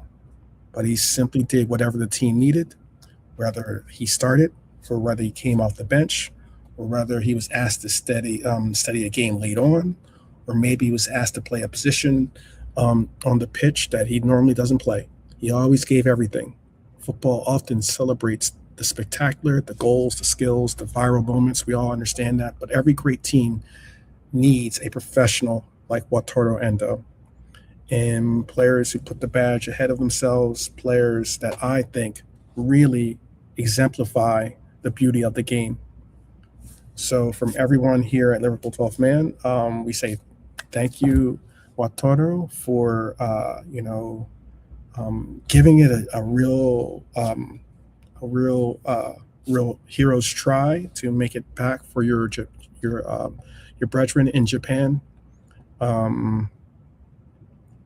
Thank you for representing Japan with such pride, and congratulations on an international career that any footballer, and I mean any footballer, would be proud of. So, do you guys want to say something before we wrap up the show here? Yeah, first of all, Alan Hansen, happy birthday. Like, he was the guy who, back in the days, I was like, yo, man, I want to be like this guy. So he got me into playing centre-back to learn how to be a centre-back. You know, you get them type of players, like, you probably didn't even want to play right-back ever, but Trent made you do it. He's like, Alan Hansen's one of them guys who made me want to play centre-back for a while. So, and I hope his health is cool and stuff. Mm-hmm. So that's a blessing. Endo as well, I heard he retired. Yeah, maybe it was a bit too much because he's trying to get back from his injury. Yeah. That injury was pretty rough then, when you think about it. Yeah. That he got. It was a rough injury, bro. That's the thing with football nowadays. The clubs don't really tell the fans, you know what, this is a 6-monther, or this is a 9-monther, or this is. They don't tell you really nothing. And with the Endo thing, yeah, I thought he might be rushing it. I was thinking he might have, if he was sort of fit, he would have been playing in Liverpool's last few games on the bench or something, whatever. But he weren't really. So I'd go even as far as to say that, considering we just got off the topic about Ali, you could make an argument that maybe him staying on the pitch and, giving his all and pushing it to a whole nother level of pain threshold for him to get through. Could have made his injury worse. Maybe made his injury, a more difficult comeback to get recovered from, or maybe, But the point why I'm bringing that is that he gave his all for his team. It's just in his nature. I remember. Yeah. So he carried on playing when he got injured. I remember. I think they had a corner or something. The opposition team. Yeah. He got back up and then he went down. I think a minute or two later. But yeah, like I said, man, great server, man. It's a shame that he couldn't at least do his last World Cup for his country. But, it is a shame. Yeah. But Endo, it is. Let me bring up Endo's photo again.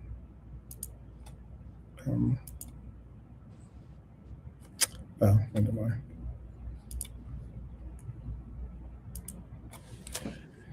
We salute you, Endo. We hope that you're now going to be taking a fan perspective, but I'm sure your teammates will appreciate the fact that you are there with them in spirit and in goodwill. So, look, we have there's some portions that we didn't get to comment and talk about tonight, but I know that this game has just started. Brazil versus Morocco. We're a little bit past the hour and a half mark here, closing on 2 hours. But I will be back tomorrow I'll be back on tomorrow at 9:30 tomorrow. So hopefully we could have Nalante. I know that's usually around the hour that he's available sometimes. So hopefully we can have Nalante join us tomorrow. And the same I know it is a little bit later for JK, but I hope that we can have JK join us tomorrow too. Maybe even get our Scouse brother in the mix to join us. Who knows if he's not out, getting jiggy with it. I don't know what he does. So. No. I don't know. So we'll see. But do you guys want to say something before we bounce out here? Like being on the show for a little few days and stuff, but the World Cup's underway and that. I think there's been okay games. It's not been like, oh wow, but it's been all right. I think I don't know about that. But America, for you, America. I mean, that's correct. For JK. Yeah, he's flexing the US top. Behave, as you guys like to say, behave. So man. I just watched a little thing on the German news about some Brazilian guy. He spent like $2,000 on his ticket. He bought it yesterday though for this game now, the Brazil game, and he was like getting on public transport was like $160, $160. Like, yo, what are they doing, man? No, it's. I think right now I know it's going to affect my entry into FIFA headquarters most likely, but I think that what they're doing is absolutely abysmal. Like, as in, it's a disgrace what they're doing. Looks exploiting, like that's what businesses do. They want to make their dough. No, there's nothing wrong with that, but you got to understand, football is from the streets. It wasn't played at a Windsor Castle and fucking Harvard University and stuff.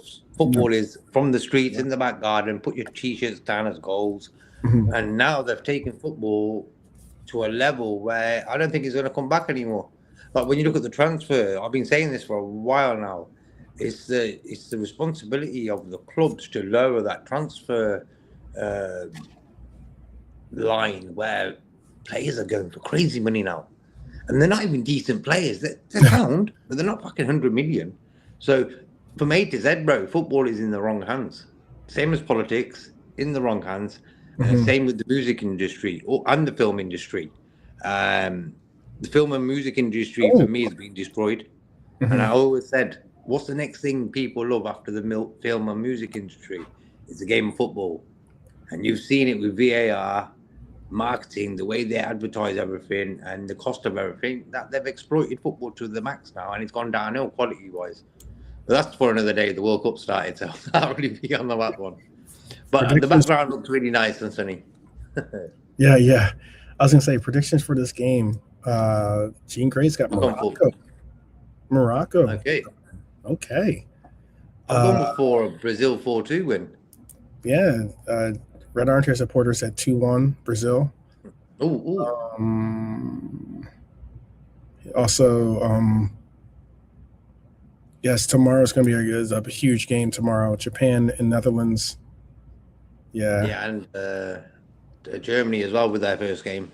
Yep. So Hope Words has a good one. Yeah, I think he will. I think this is his tournament to shine. M. Tarmazi was asking if that was Trevor Noah sitting next to John Barnes watching Brazil. Your guess is as good as mine. I don't have it on right now because I don't want to chop up my the stream. But Trevor Noah was doing a watch along the other day. I can't remember what team it was. He had thousands of people in there. I'm sure he's doing it with because yesterday was well, not yesterday, but his stuff. He's from South Africa, so. Oh, is he? Okay. Yeah, he's from South. Maybe it was that game he was doing. Maybe it was that one. So I'm sure he was happy with. I'm sure he's not happy with that result. His team got embarrassed. But yeah, I look. I'm not a fan of Gianni Infantino. I think that he put on a. He said all the right words to become the FIFA president, and he faced his dog to everything. Yeah, it's a case where he wasn't in when I worked for FIFA. He wasn't the FIFA president, but but Sepp Blatter was. But it was a matter of it didn't get any better. It's actually gotten, I think, even worse. It's got worse because the price for the game is less. This is supposed to be the people's game, and it's now just corporate money, corporate this, as in exactly. I have tickets for this game in Guadalajara, and my seats have been moved already or something, seats to the car park. Yeah, who knows where I'm sitting? You're still paying $1,000. I gotta learn Spanish bad enough, to get through the doors probably. But yeah, it is something where it's a case where it's a problem. I think that's a problem. I mean, there's my home state of New Jersey is making an effort to actually sue FIFA because it's not right what they're doing with the public, as in the amount of actual volume and intensity that's going to be placed onto the public transportation system is ridiculous. But beyond that, it's not like FIFA has put in any measures to help to ease those concerns. It's not like they're making it where they're giving funds to make it cheaper for you to be able to get on the buses or in the trains that you'll have to do when you're especially in New Jersey. Because if you think you're just going to drive to the game, you are absolutely deluded. That's not happening. That's not fair. How are you charging that people $160 for a train ride? Yeah, that's absolutely ridiculous. That is underground. It will be underground because they'll be probably staying in the city or whatever. So they're charging them $160. Bro, no, the human race exploits everything. It exploits everything.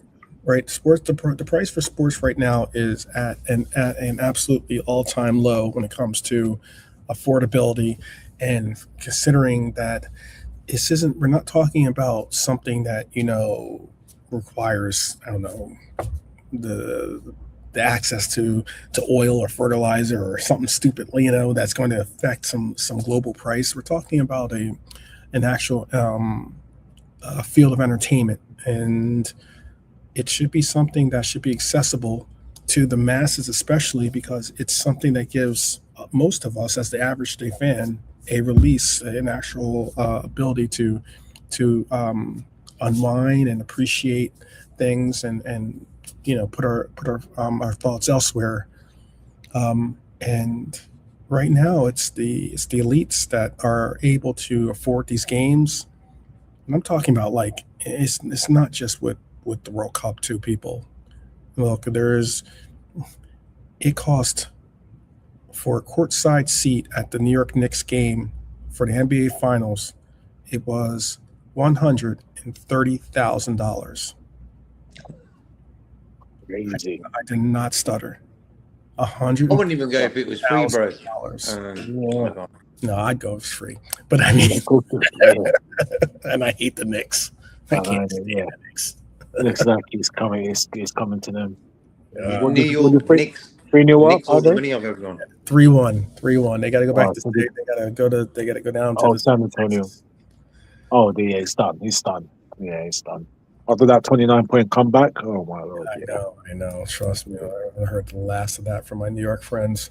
But it was still $130,000. That's ridiculous. Man, New York Knicks, money off their fans. Even the cheap seats, like as in they call them the nosebleed seats, because you're up so high that your nose bleeds, that your nose will bleed because the altitude, they call them. They were going for thousands of dollars. Yeah, it was ugly.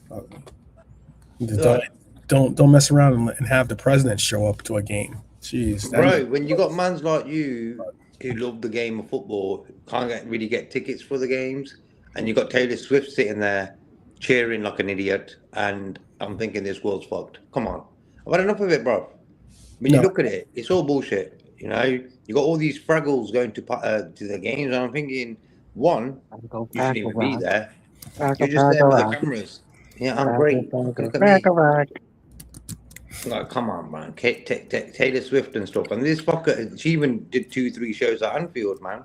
Then I knew these owners ain't the right ones. Yeah. You can't let them type of people at Anfield, Elton John, and all these type of jokers. Come on. I wouldn't even go if she was free. Bro, simple as. Yeah, simple as. Right, man. But, you know, people like Fucci, the world, and Fucci got four fickle people. They love the things that are just, crazy. They create these pop stars, and what it is, they've got like missions to do. They've got missions in their bullshit they sing, and it harms the younger generations, man. People used to think hip hop and rap was the dangerous. You can't listen to that. You can't let your kids listen to hip hop and rap. But when you really, really look at it, pop music makes hip hop and rap look like kindergarten stuff. Okay, if you hear the songs in the last few years, songs I don't even really want to mention, bro, you hear it on the radios. These radio stations are playing songs that makes you want to jump off a building, because that's what they're saying in the song, and that's the world we're living in now. Yeah, no wonder football's gone down the pan. You know. Yeah, 130 wasn't even the highest price ticket there. It's like I think someone paid 100 and Knicks final tickets hit $183,000 for some of those courtside seats. That's courtside though. I think the cheapest seat for Knicks game was $4,000 for a bleacher seat, basically. That's ridiculous. That's absolutely ridiculous. Well, when you look at the sports industry in Germany, for example, their ticket prices are amazing. I've watched Liverpool twice here. Guess how much I spent? €20 and €25. Yeah. Come on. So England, USA exploit the fans. And the sports industry in the US is just mind blowing of the bullshit they come out with. And people love sports. It's natural part of life. Sports, playing sports. I love playing football, basketball, cricket, whatever. Yeah. But these guys have taken to a level now where I don't think you'll get people like, say, Wayne Rooney and like Wayne Rooney comes from a poor background and he got into the game of football because in them days you could. I think he's getting to a level now where if you don't go to private school, you're not going to get looked at type of world, you know? So I agree. they're No. priced in the football. Yeah. Yeah, I agree. No. We're about 16 minutes into this game. I'm going to hold off on putting down FIFA anymore for right now and watch. Make your own FIFA. Call it Reefer. Call it Reefer, bro. And we all fucking join. We all do it. The FIFA. Brazil legends. Yes, I'm sure there's some Brazil legends there watching that game. Yep. Das Udos, das Hadas, das Idis, das Idis, das Kata, da Leka, da Leka, da Kaka. And Renato, Alberto, Renato, Querizzo, Nazio, Ronaldo, and Roberto, da Souza, da Silva, da Souza, da Sasa, da Lito, Goluto, Carlito, Carlos. Okay. Sorry. I think it's all, don't tell him to do German. No. Right, should we start? That's tomorrow, bro. Do that tomorrow. Wait for tomorrow. Wait for tomorrow. We'll wait for tomorrow, JK. I like that. They're not even playing Walter. They're going to play Havertz, bro. They're playing Havertz up front, and all the media are all going to play Havertz. And I'm like, you fuckers don't know football, bro. Walter Maida's there. Dennis Undov's there. Dennis Undov scored about 20-odd goals last season. Havertz scored 2 fucking goals at the end of the season. You got to put Havertz in. It's like straight away. Even Klopp and Thomas Muller were doing a little video. They started with Havertz up top. Oh, that's bullshit, man. No. Well, like I say to my Brazilian friends, tudo beleza. Okay. Means what's up or all good. Beleza. So hopefully everything is beleza for you. Out in the chat, hopefully it's beleza for Lalante and JK. I know that they've got some big matchups coming up for themselves. They got Ghana and Germany. The first game's the most difficult game because you want to get that W under the belt. I know it's like, oh man, I know what it's like. Switzerland did Arnie Slot today. What happened? They scored early and trying to think they can hold it the whole game 1-0. No, to be fair, JK, at the end, bro. They dominated. They had about 20 shots. But they didn't make sure of it. Like they didn't say, And what happened? It cost them. They tried to. They were just very wasteful. It was just embarrassing, actually. Mm-hmm. It's like Mexico against South Africa the other day. South Africa stunk at the place. Mexico, although they won, they weren't that great either. But a win's a win. That's the difference. There you go. A win's a win. That is certainly true. Muchas gracias, Amtel and Ingrid. Muchas gracias for your comments. Sí, comprende, señoritas. Sí. Oh my goodness. Speaking I know. Speaking Spanish. Nalante is a man of a lot of little talent, language talent. He is. Exactly, yeah. Probably in the day show, I'll tell you. Bing, bing. They speak Portuguese in Brazil, but I get you. I don't know if he knows too much Portuguese. Singing Queen Jean Bay. See. So, I would have been more impressed if he started speaking Moroccan, but that's all good. Anyhow. I can do Moroccan. No. I'll do Moroccan if you want. No. Let's not get in trouble here. People, enjoy the rest of your evening. You guys want to say peace out? In Moroccan? Pick up everyone in the chat. Pick up yourself, Dean, Red. Always good to talk to you guys. Everyone else, enjoy the game. And I'll say 1-1 Brazil, Morocco. Peace out. We'll just speak tomorrow. All right. 3-0. Ali, get that. You've been saving yourself for this game. Get that clean sheet. All right. Look, bro, the topic you was on about earlier about Alisson and coming back and with the Reds and this and that. I think Liverpool made a decision that we can cope with that Alisson, and we'll still get Champions League football. I think if it was a bit more difficult to get that top 4 or 5 or whatever, I think Alisson Wow, what a goal. What a goal. Jeez. Told you, Morocco. Yo, Alisson was. Look, my neighbours are cheering. Bro. Are they? Yeah. Bro, that Brazil defense got open and Alisson had to stand there like a kipper. Alisson, man. He couldn't do anything about it. He's 1-on-1. He had to do something. So he's one of the only ones. All right. But the finish was yo. All right, 3-1. Nice. 3-1 I went 4-2. Told you, man. I went Brazil ain't 4-2, the bro. same. Brazil just there. I tell you that they'll be upset. There you go. Wow, look at that defense. Split open. Another great finish. Alisson come out, no man's land. Oh, what is that, man? Yeah, Alisson didn't need to come there. He didn't need to go there. No man's land. All right, people. Look, Gabriel, look. Uh-huh. Yeah. I need to Everyone. definitely move on because I definitely got to get to this game, and I got a show tonight as well. So, Okay, please. Kipperson, huh? Okay. All right, people. We'll see you tomorrow. We'll have some updates. Hopefully, we'll have some good news for. I'm not sure. I think the games might be. What time's your Ghana game, and what time's your Germany game? Germany game is early, I think. It's in the evening for Germans, like 7 o'clock. Perfect. Right, but I mean, for here, it's on early, meaning About 9, 10 in the morning.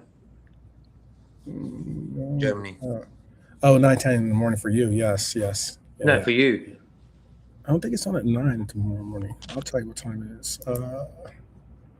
Like, for us, it's 7 in the evening. Tomorrow's game is on at 10 a.m. Yeah. And then, Ghana. I thought Ghana played tomorrow. The Netherlands is on at 1 for me. Then we get to watch Sweden play. I'll probably watch an Ivory Coast game. So there'll be a bunch of games on during our broadcast. I'll broadcast during the Netherlands-Japan game, and keep it 100 with that. When's Ghana playing? Wednesday. I think Wednesday. Yeah, they play Wednesday. They play deep in the week. Yeah. Against Panama. All right. That should be the banker. Yeah. Yeah, should win Am I going to have to wear my Panama jersey? No. I'll buy one first and then wear it. No, I have one. I'll wear a Canadian jersey. How about that? My friend, one of my closest friends, they do a lot of traveling, and wherever they go, they buy me they were buying me a kit, and they bought me a Panama jersey. I have one Panama jersey for some reason, but the brother was there, so that's why too. But it's all right. All right, people. Here we go.